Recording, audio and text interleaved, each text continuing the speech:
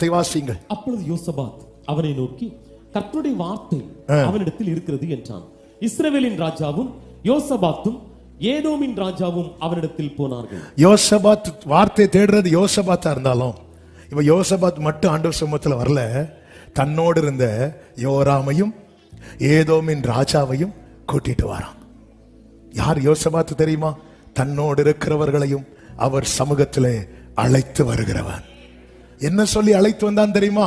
அங்க நல்ல பாட்டு உண்டு, மியூசிக் உண்டு, லிப்ட் உண்டு, ஏசி உண்டு, இப்படி எல்லாம் சொல்லி இல்ல.